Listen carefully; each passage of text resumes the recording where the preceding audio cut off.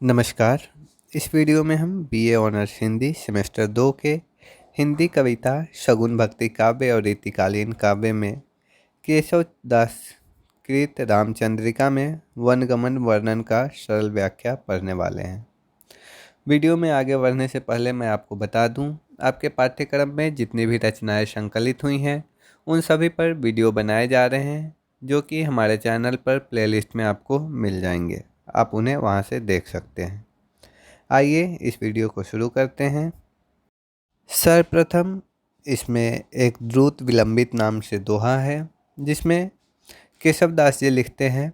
विपिन मारग राम बिराजी, सुखद सुंदरी सोदर भ्रांजी, विविध श्रीफल सिद्ध मनोफलो, सकल साधन सिद्धि लय चलो। यह दोहा उस दृश्य का वर्णन करता है जब भगवान श्री राम वन जाने के लिए मार्ग पर जा रहे हैं। उनके साथ उनकी पत्नी सीता जी और भाई लक्ष्मण जी भी हैं। इस दृश्य को देखकर ऐसा लगता है जैसे कोई महान सिद्ध पुरुष अपने तपस्या में सफल हो गया हो और वह अब अपने तपोबल और सिद्धियों को समेटकर घर की ओर लौट रहा हो। यहाँ राम जी को उस सिद्ध पुरुष के रूप में दिखाया गया है जो तपस्या में पूर्ण रूप से सफल हुए हैं। लक्ष्मण उनके वे साधन हैं जिनसे उन्होंने ये सिद्धि प्राप्त की है। सीता जी उन सिद्धियों का एक प्रतीक है जो तपस्या के फलस्वरूप उन्हें प्राप्त हुई है। यह चित्र अत्यंत सुंदर और भावपूर्ण है, जिसमें भगवान राम का वनगमन एक आध्यात्मिक यात्रा जैसा प्रतीत होता है, ना कि एक भौतिक यात्रा के जैसा। इसके बाद एक दोहा है जिसमें केशव दास जी लिखते हैं। राम चलत सब पूर चल्यो, जहतः सहित उछाह, मनो भगीरथ पथ चल्यो, भागीरथी परवाह। इस दोहे में वर्णन है कि जब राम वन के लिए प्रस्थान कर रहे थे तब अयोध्या नगरी के लोग भी उनके पीछे पीछे चल पड़े। यह दृश्य अत्यंत भावुक और अद्भुत था। ऐसा लग रहा था जैसे जहाँ तहाँ से लोग उमड़ कर राम के साथ हो लिए हैं। कवि इस दृश्य की उपमा देते हैं कि जैसे राजा भागीरथ गंगा को पृथ्वी पर लाए थे और वह गंगा की धारा उनके पीछे पीछे बहती चली आई थी, वैसे ही राम के पीछे पीछे प्रजा उमंग और उत्साह के साथ चल पड़ी है। राम केवल एक व्यक्ति नहीं है, वे प्रेरणा है, प्रेम और धर्म के प्रतीक हैं और उनके एक कदम भर चलते ही सारी अयोध्या उनके साथ चल पड़ती है। इससे यह प्रकट होता है कि प्रजा के हृदय में राम के लिए कितना प्रेम और सम्मान था। यहाँ यह संदेश है कि जब नेता सच्चा, मर्यादित और धर्मशील हो तो लोग स्वतः ही उसके साथ चल पड़ते हैं। इसके बाद के पद में केशव दास जी लिखते हैं। किधौ यह राजपुत्री वरही बरी है, किधौ उपधि वर्यो है यह शोभा अभिरत हो, किधौ रतिनाथ उस साथ केशवदास, जात तपोवन शिव बैर सुमिरत हो, किधौ मुनि शाप हत, किधौ ब्रह्मदोष रत, किधौ सिद्धियुत सिद्ध परम विरत हो, किधौ को ठग हो गठौरी लीन है, किधौ तुम हर हरि श्री हो, शिवा चाहत फिरत हो। यहाँ जब राम, लक्ष्मण और सीता वन में जा रहे हैं तो लोग उन्हें देख रहे हैं और लोगों के मन में अलग अलग संशय हो रहा है, आश्चर्य हो रहा है कि ये कौन है। तो वे अनुमान लगाते हैं। व्यंग्यात्मक और रोचक ढंग से केशव दास यहाँ प्रस्तुत कर रहे हैं लोगों की बातों को। लोग आपस में पूछते हैं कि क्या इस राजकुमारी यानी सीता को देखकर वे लोग कह रहे हैं कि क्या इस राजकुमारी ने अपने माता पिता की इच्छा के विरुद्ध जाकर स्वयंवर किया, या फिर इसने किसी पर पुरुष से प्रेम किया और अब लज्जा के कारण वन में छिपती फिर रही हैं, या फिर ये पुरुष जो राम हैं वो एक कामदेव के समान सुंदर है, इनके साथ लक्ष्मण जैसे यशस्वी भाई ये सब मिलकर जैसे कोई महायोगी हैं, या फिर क्या यह शिव से किसी बैर के कारण तपस्या करने वन जा रहे हैं, या ऐसा है कि किसी ऋषि के शाप के कारण ये पीड़ित होकर वन में भटक रहे हैं, या फिर किसी ब्राह्मण के से अपराध हुआ है और वह पश्चाताप करने जा रहे हैं, या ये दोनों कोई महान सिद्ध पुरुष है जिन्होंने संसार को त्याग दिया है। इसके बाद अंतिम में वे कहते हैं कि क्या तुम स्वयं भगवान हरि यानी विष्णु हो और शिव यानी हर हो, जिनके साथ माता लक्ष्मी चल रही हैं और तुम पार्वती को ढूंढने फिर रहे हो। इस प्रकार लोग अलग अलग तरह से अपने मन में विचार प्रकट करते हैं। इस पद में कवि ने भगवान राम, सीता, लक्ष्मण के वन गमन को देखकर लोगों के मन में उठने वाले अनेक आश्चर्यों और भ्रम को रूपक और प्रतीकों के माध्यम से व्यक्त किया है। कोई उन्हें भगवान समझता है, कोई महान योगी और कोई शापित, कोई प्रेमी और कोई विरागी समझता है। और इस सब में राम की लीलाओं की रहस्यता और मानवता झलकती है। यह पद एक ही साथ आस्थापूर्ण, व्यंग्यात्मक और रहस्यात्मक है और राम कथा की गहराई को दर्शाता है। इसके बाद जो पद है उसमें केशवदास जी कहते हैं, कौन हो कित तू चले जात हो के ही कामजू, तू कौन ही दुहिता बहू कही कौन की यह कामजू, यह बामजू एक गांव रहो की साजन, मित्र बंधु बना बखानिए, देश के परदेश के किधो पंथ के पहचानिए। यह पद एक ग्रामीण स्त्री या सामान्य जिज्ञासु व्यक्तियों के प्रश्नों को प्रस्तुत करता है, जो सीता, राम और लक्ष्मण को वन की ओर जाते हुए देखकर आश्चर्यचकित होते हैं और पूछते हैं कि तुम कौन हो, कहाँ से आए हो और कहाँ जा रहे हो और तुम्हें क्या काम है। वह सीता जी से विशेष रूप से पूछते हैं, तुम किसकी बेटी हो, किस घर की बहू हो और किसकी पत्नी हो। फिर वह पुरुषों यानी कि राम और लक्ष्मण से पूछते हैं कि तुम किस गांव के रहने वाले हो, क्या तुम सीता के पति हो या कोई रिश्तेदार हो, भाई हो या मित्र हो या केवल सहयात्री हो। वह यह भी पूछता है कि तुम अपने देश के हो या कहीं बाहर प्रदेश से आए हो, क्या तुम पंच यानी ग्राम प्रधान जैसे कोई सम्मानित व्यक्ति हो जिससे लोग परिचित हैं। यह पद आम ग्रामीण जन की स्वाभाविक जिज्ञासा को दर्शाता है। जब वे किसी अपरिचित, सुंदर और मर्यादित परिवार को वन की ओर जाते देखते हैं तो वे अचंभे में पड़कर पूछने लगते हैं। यह पद एक ओर राम के वनगमन की लोक प्रतिक्रिया को दिखाता है तो दूसरी ओर सीता, राम, लक्ष्मण के जीवन की मर्यादा और रहस्यता को भी उजागर करता है। यह पद बड़ी ही सहजता से लोक भाषा में सरल लेकिन गहन प्रश्नों के माध्यम से राम कथा को लोकप्रियता और सामाजिक संदर्भ में अभिव्यक्त करता है।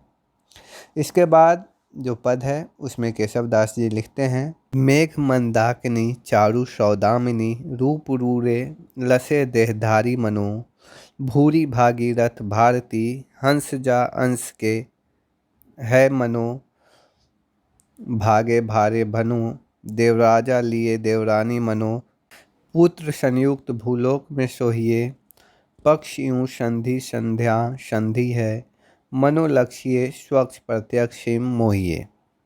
इस पद में कवि केशवदास ने राम, सीता, लक्ष्मण के वनगमन के दृश्य को अत्यंत सुंदर और काव्यात्मक उपमाओं के साथ बांधते हुए प्रस्तुत किया है। वे इन तीनों की शोभा को प्रकृति, सौंदर्य, देवता और ऋतु काल की संध्या से जोड़कर अत्यंत प्रभावशाली ढंग से वर्णन करते हैं। वे बताते हैं कि मानो मेघ यानी कि बादल, मंदाकिनी यानी आकाशगंगा और सौदामिनी यानी बिजली, ये तीनों शरीर धारण करके सुंदर रूप में प्रकट हो गए हैं। राम की शोभा मेघ जैसी है, सीता की शोभा मंदाकिनी यानी गंगा के जैसी है और लक्ष्मण जी बिजली के जैसे तेजस्वी है। उसके बाद वे बताते हैं कि मानो वे तीनों गंगा, सरस्वती और यमुना के अंश हो, जिनके दर्शन से ही मनुष्य का बहुत बड़ा पुण्य हो जाता है। जैसे तीर्थराज प्रयाग में त्रिवेणी संगम का स्नान कर लेते हैं।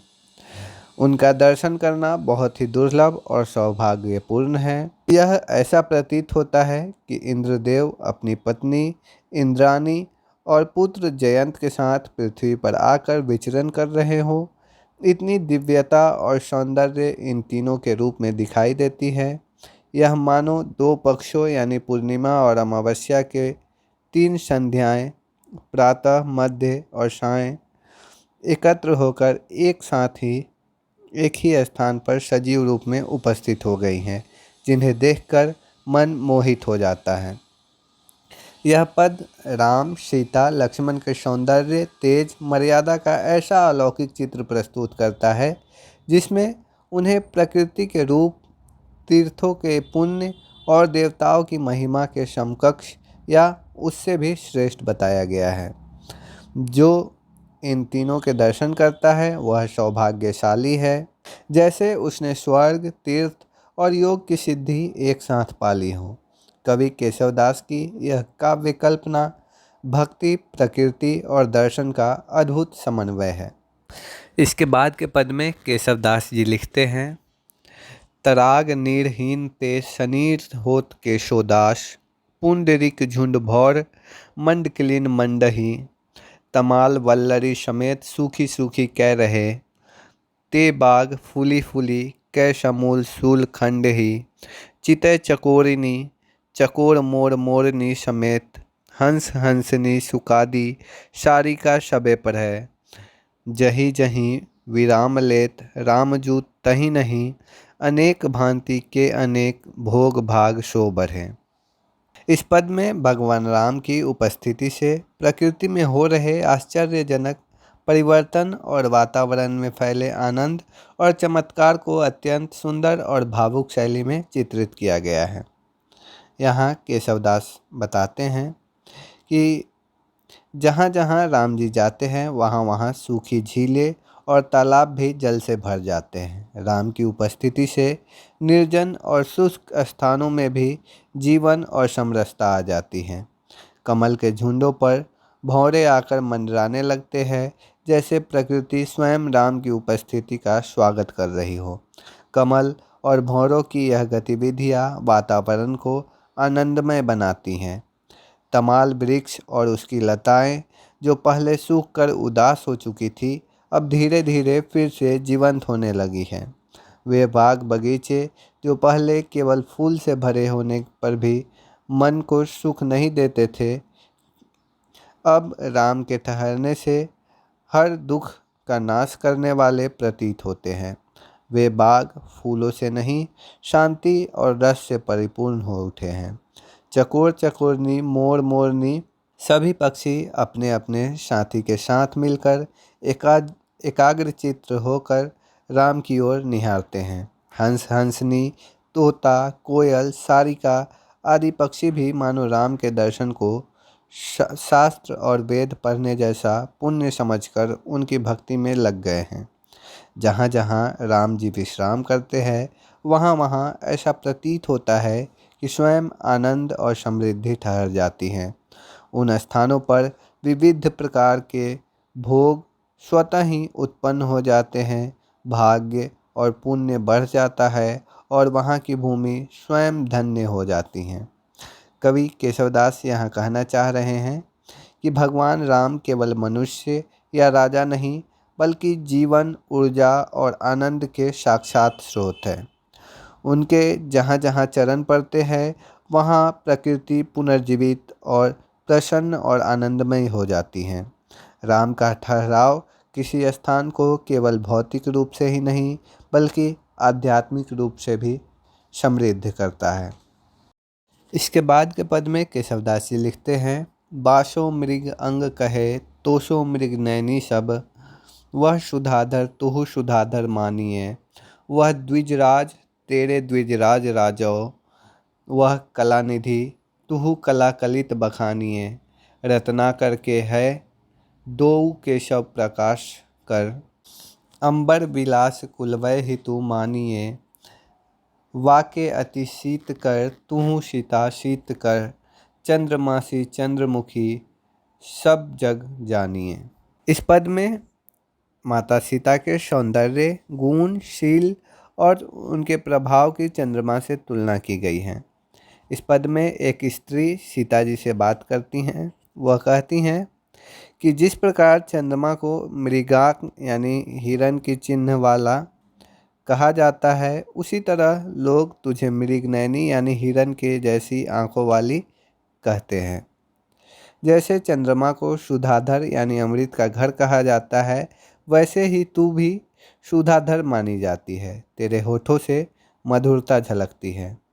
चंद्रमा को द्विजराज यानी कि ब्राह्मणों का राजा कहा जाता है, वैसे ही तेरे दांतों की पंक्ति भी श्वेत, सुंदर और आकर्षक है। चंद्रमा कलानिधि यानी 16 कलाओं का भंडार है और तू भी कलाओं से युक्त 64 कलाओं वाली है। तेरे भीतर सारी स्त्रियोचित कलाएं विद्यमान हैं। चंद्रमा और तुम दोनों समुद्र से उत्पन्न माने जाते हो। चंद्रमा समुद्र मंथन से निकला और तू धरती से प्रकट हुई। दोनों ही प्रकाश फैलाने वाले हैं। चंद्रमा चांदनी से और तू अपने सौंदर्य से। चंद्रमा आकाश में विचरण करता है और कुमुदिनी के लिए हितकारी है। वैसे ही तू पृथ्वी पर विचरण करने वाली हो और सभी का भला चाहने वाली हो, क्योंकि तुम स्वयं पृथ्वी की कन्या हो। चंद्रमा की किरणें अत्यंत शीतल होती है। वैसे ही सीता तुम भी शीतलता प्रदान करने वाली हो। तुम्हारा स्वभाव और दृष्टि देखने वालों के दुख हरने वाला है। इसलिए सारे संसार के लोग तुम्हें चंद्रमुखी यानी चंद्रमा के समान मुख जैसा मानते हैं। तेरा मुख, रूप, स्वभाव हर दृष्टि से तू चंद्रमा जैसी है। यह पद माता सीता के रूप और स्वभाव की उत्कृष्टता को चंद्रमा से तुलना करके दर्शाता है। इस पद में कवि कहते हैं कि सीता हर तरह से चंद्रमा जैसी है, रूपवती, शीतल स्वभाव वाली, कलाओं से युक्त, सबके लिए हितकारी और दिव्य तेज से युक्त, वास्तव में चंद्रमा से भी श्रेष्ठ है। इसके बाद के पद में केशवदास जी लिखते हैं, कलित कलंक केतु, केतु अरिषेत गात, भोग योग को अयोग रोग ही को थलसो, पुण्यो ई को पूरन पै आन दिन उनो उनो, छन छन छिन होत छितर के जल सो, चंद्र सो जो बरनत रामचंद्र की दोहाई, सोई मतिमंद कवि केशव मूसल सो, सुंदर सुवास अरु कोमल अमल अति, सीता जू को मुख सखी केवल कमल सो। यह पद उस पहले पद का उत्तर देता है जिसमें सीता की तुलना चंद्रमा से की गई थी। इसमें एक दूसरी स्त्री उस जो पहले स्त्री ने तुलना किया था चंद्रमा से, उसका प्रतिकार करती है और यहाँ वो सीता के मुख की तुलना कमल से करती है। वो कहती है कि चंद्रमा कलंकित यानी दाग वाला और उसमें एक धब्बा भी है। उसका शत्रु केतु ग्रह है और उसके शरीर श्वेत है यानी कुष्ठ रोगी जैसा दिखता है। वह चंद्रमा भोग और योग के लिए अयोग्य है, बल्कि वह तो रोगों का स्थान माना जाता है। वह चंद्रमा केवल पूर्णिमा के दिन पूरा होता है, बाकी अन्य दिनों में तो कम ज़्यादा अपूर्ण ही रहता है। कृष्ण पक्ष में तो वह जैसे छींटे पड़े जल की तरह हर क्षण छीन छीन होता चला जाता है। उसका रूप घटता रहता है। जो कोई भी सीता के मुख की तुलना चंद्रमा से करता है, वह तो मतिमंद है यानी मूर्ख है। केशव जैसा, मूसरचंद जैसा एक भारी मूर्ख है। सीता का मुख सुंदर, सुगंधित, कोमल और निर्मल है। इसलिए हे सखी, सीता का मुख चंद्रमा नहीं बल्कि कमल के समान है, क्योंकि कमल में कोई दोष नहीं है। वह सुंदर, कोमल, पवित्र और सुगंधित होता है।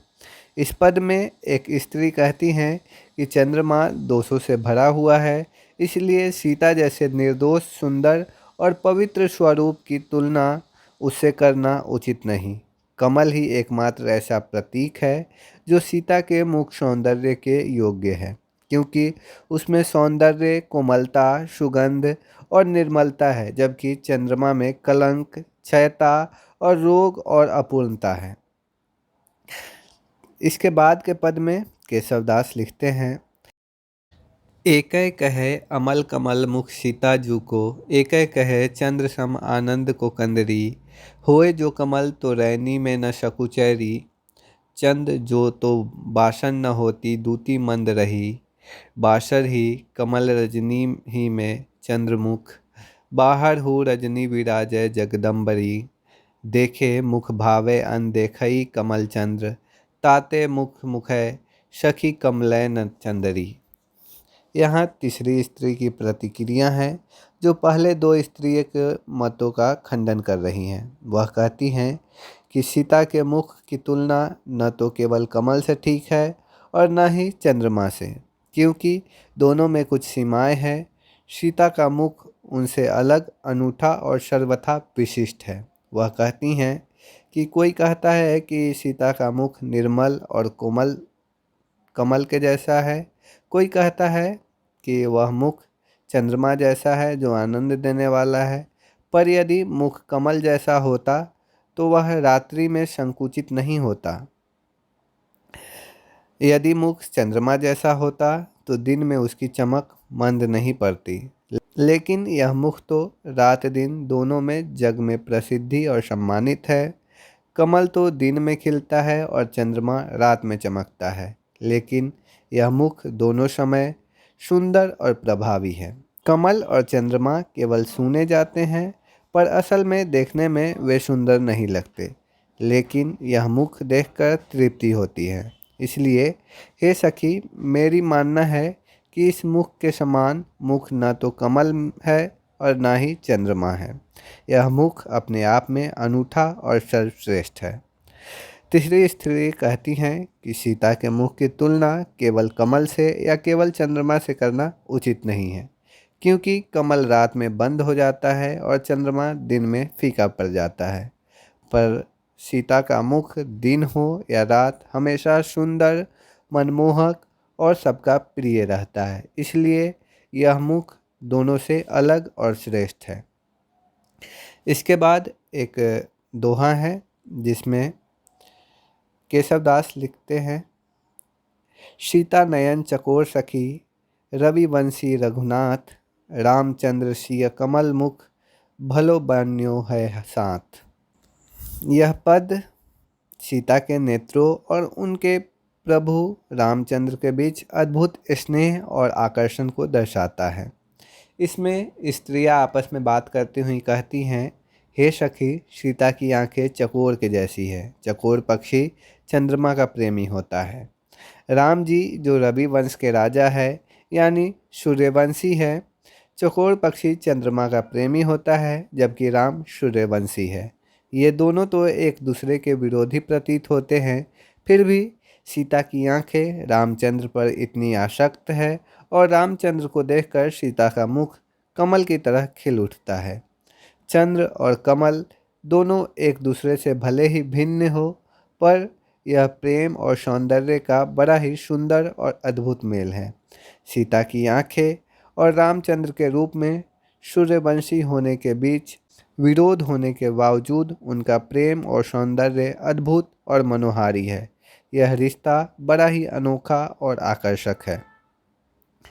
इसके बाद के पद में केशवदास लिखते हैं, कहूँ बाग तराग तरंगनी तीर तमाल की छाह बिलोकित भली, घटिका यह बैठत है सुख पाए बिछाए तहाँ कूस कांस थली, मग को श्रम श्रीपति दूर करे सिय को शुभ बालक अंचल सो, श्रम तोऊ हरे तिनको कही केशव चंचल चारु दुंगल सो। इस पद में श्री राम और सीता के वनवास काल की एक सौम्य मधुर छवि प्रस्तुत की गई है, जिसमें दोनों एक दूसरे की थकान प्रेम पूर्वक दूर कर रहे हैं। राम और सीता कहीं किसी बाग में, तालाब या नदी के किनारे तमाल वृक्ष की छाया को देखकर वहां रुकते हैं। वहां वे कुछ क्षणों के लिए बैठते हैं, कूस और कांस की घास बिछाकर विश्राम का सुख पाते हैं। श्री राम रास्ते की थकावट से क्लांत, सीता की थकान वलकल यानी छाल के वृक्ष से हवा कर दूर करते हैं और फिर सीता भी अपनी चंचल, सुंदर और प्रेम भरी दृष्टि से राम जी की थकावट दूर करती है। यह पद राम सीता के परस्पर प्रेम, सेवा और सहानुभूति का कोमल चित्र है। वन में भ्रमण करते हुए जब दोनों थक जाते हैं तो घनी छाया में बैठकर श्री राम सीता की सेवा करते हैं और सीता अपनी सुंदर दृष्टि और प्रेम से श्री राम की थकान हरती है। यह पद नारी पुरुष के सौम्य सामंजस्य, प्रेम की निस्वार्थता और सांग साथ के मधुर क्षणों को अत्यंत सरस ढंग से प्रस्तुत करती हैं। इसके बाद अंतिम जो दोहा है उसमें केशवदास लिखते हैं, श्री रघुवर के इष्ट अश्रु बलित सीता नयन, सांची कही अकृत झूठी उपमा मीन की। इस पद में कहा गया है कि श्री राम जी सीता से प्रेम करते हैं। जब सीता यह प्रेम और स्नेह देखती हैं तो उनके नेत्र प्रेम और आनंद से अश्रुपूरित यानी आंसू से भर जाते हैं। इन आंसू भरे नेत्रों को देखकर श्री राम को वह और भी प्यारी लगती है। कवि यहाँ कहते हैं कि अब जाकर नेत्रों की मीन से की गई उपमा सच प्रतीत होती है, यानी आंखों की मछली से की गई तुलना सच प्रतीत होती है, जो कि पहले झूठी लगती थी। क्योंकि वे पहले कहा करते थे कि नेत्र मछली जैसे कैसे हो सकते हैं, मछली तो पानी में रहती है, नेत्र सूखे पर रहते हैं। लेकिन अब जब सीता के नेत्रों में आंसू है तो वे सचमुच मछली जैसे लगते हैं, क्योंकि वे अब अश्रु जल से डूबे हुए हैं। इसलिए यह उपमा अब बिल्कुल सटीक और सच्ची हो गई है। सीता के अश्रु रहित नेत्रों को देखकर कवि को लगता है कि नेत्रों की मीन से तुलना अब पूरी तरह सही बैठती है, क्योंकि अब वे सच में जल से भरे हुए हैं। तो इस प्रकार आपके पाठ्यक्रम में जो वनगमन वर्णन था वह समाप्त होता है।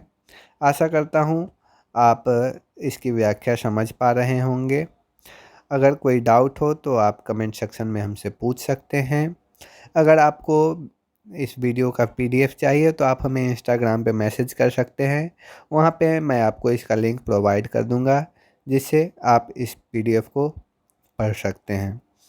बाकी अपने दोस्तों को भी ये वीडियो शेयर कीजिए ताकि वो भी पढ़ सके और परीक्षा में अच्छे अंक पा सके। बहुत बहुत धन्यवाद।